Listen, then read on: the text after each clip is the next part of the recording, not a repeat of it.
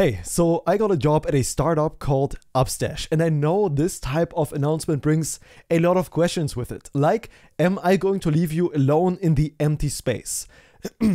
Nope. And in this video, I want to go over the why. I think this is such a good opportunity to make an impact on the serverless space that you and I and a lot of people enjoy working in. And that's serverless, because I think there's a really good reason why tools that make serverless deployments extremely easy have seen such a massive adoption, like Next.js, for example, like AWS Lambda, and so on. These tools make working in serverless environments extremely easy. I mean, just Next alone has like 6 million downloads per week, which is pretty insane to think about for a single tool. And I'm by far not the only one that believes in serverless. There are a lot of people with really impressive software backgrounds, just to name 2 people right here, okay? But I've talked to so many great people that share my view on serverless. And I think this article right here by Okta summarizes it really well as to why you might like serverless technology. First off, it's variable in price. You pay for what you use, and that's really handy. And you don't pay for server if you don't need it. It's self-maintaining. Well, okay, that's exaggerated, right? You pay for someone else to maintain it.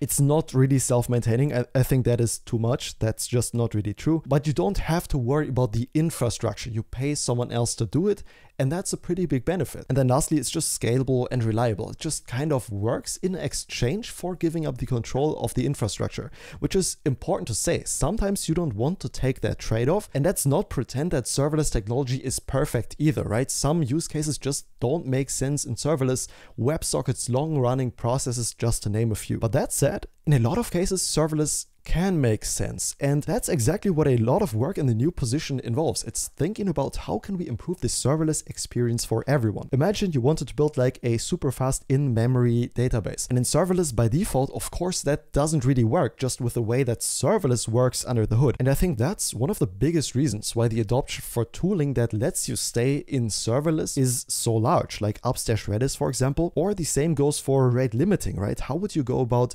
rate limiting a serverless application where each request is kind of totally independent from the last one? Well, that's a big limitation of serverless, right? And working around those limitations and making that possible, for example, in the application layer to enforce rate limiting in serverless functions, in Cloudflare workers, and much more, I think that's why the adoption of these tools is so large. So it feels really natural to understand the problems of serverless. It's not a perfect technology. I bet you have experienced problems of serverless yourself. If you ever tried to deploy WebSockets to Vercel and noticed, hey, that doesn't work, yeah, that's because of how serverless works.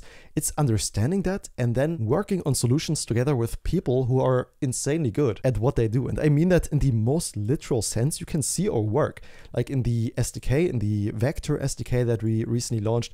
This is open source. You can see my work right here. You can see what my colleagues do. And I think that is really cool. And really, that's it. Nothing much will change on the channel. I started this channel by sharing stuff I found interesting that hasn't changed and that will not change. So thanks for your super nice feedback. I'm really happy to have you on the journey with me. And that's it. That's all there is to it. I'm gonna see you in the next video. Have a good one and bye-bye.